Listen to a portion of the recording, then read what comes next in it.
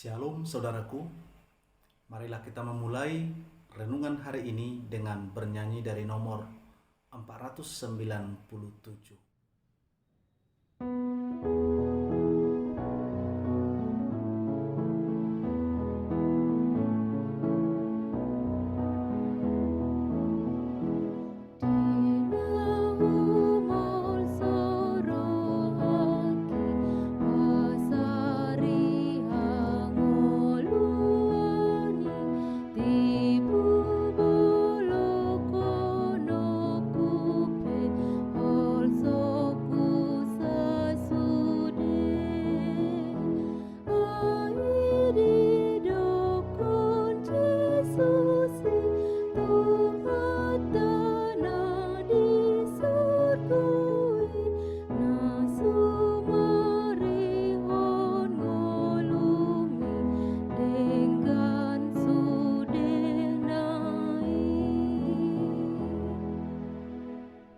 Marilah kita berdoa. Kasih karunia dan damai sejahtera yang dari Allah Bapa dan dari anaknya Tuhan Yesus Kristus menyertaimu. Amin. Firman Tuhan yang menjadi dasar renungan untuk hari ini yaitu yang tertulis di dalam kitab 1 Raja-Raja pasal 17 ayat 16. Tepung dalam tempayan itu tidak habis, dan minyak dalam buli-buli itu tidak berkurang, seperti firman Tuhan yang diucapkannya dengan perantara Elia. Demikian firman Tuhan.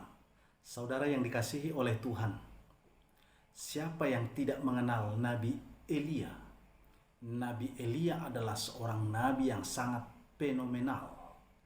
Ia pemberani, ia taat, dan ia setia kepada Tuhan. Setelah Nabi Elia menyampaikan teguran firman Tuhan kepada Raja Ahab, ia mengalami masalah.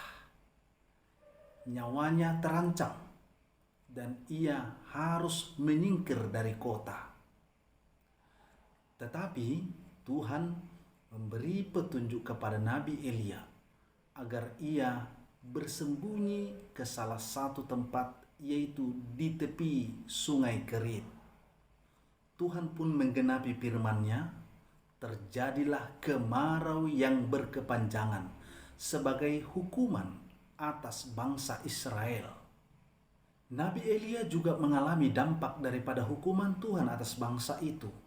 Walau dia berada di tepi sungai Kerit, namun ia juga mengalami masalah. Ia dalam masa krisis, yaitu krisis pangan. Lagi-lagi Tuhan menolong Nabi Elia dengan mengutus burung gagak untuk membawa makanan kepadanya. Dari peristiwa itu kita mengerti dan mengetahui bahwa betapa hebatnya pemeliharaan Tuhan atas orang yang dipilihnya itu. Namun saudaraku yang dikasihi Tuhan, petunjuk dari Tuhan selanjutnya kepada Nabi Elia. Nabi Elia disuruh meninggalkan sungai Kerit dan memasuki satu wilayah di desa atau di daerah Sarfat.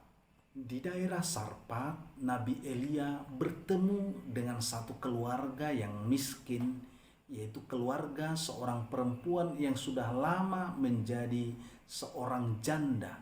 Dia hanya mencari kayu bakar sebagai pekerjaan untuk melanjutkan kehidupan keluarga tersebut.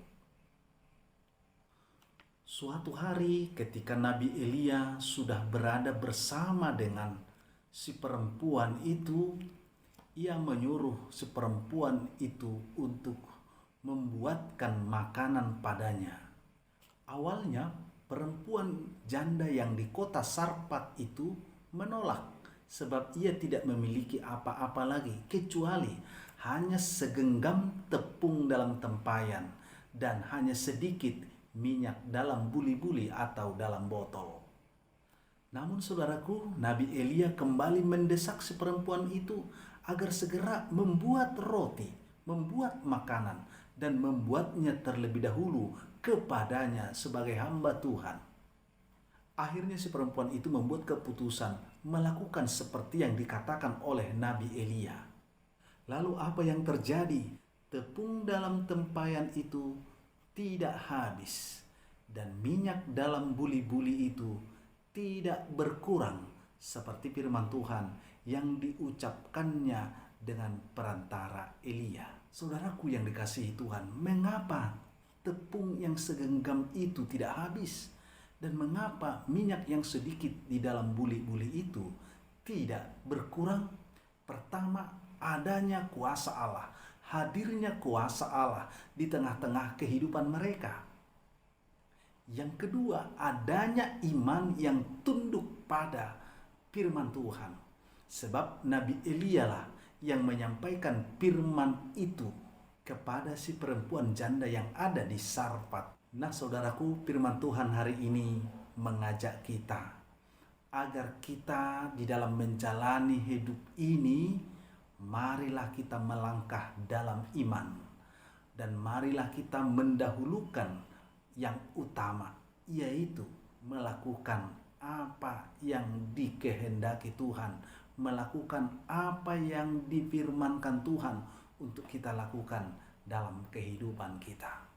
Selama kita beriman, selama kita percaya, selama kita tunduk pada kehendak Tuhan, maka di situ akan ada kuasa Allah menyertai, menolong kita dalam segala hal.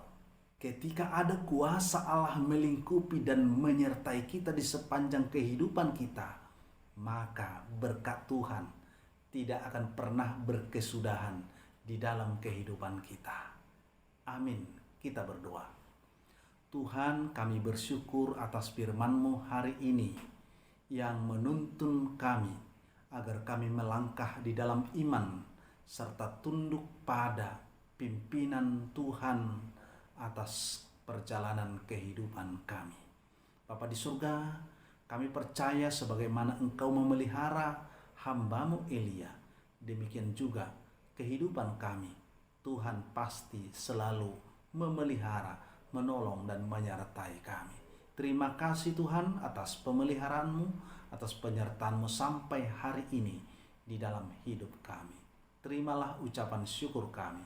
Kami berdoa dalam nama Yesus. Anugerah dari Tuhan kita Yesus Kristus dan kasih setia dari Allah Bapa dan persekutuan Roh Kudus menyertai-Mu. Amin.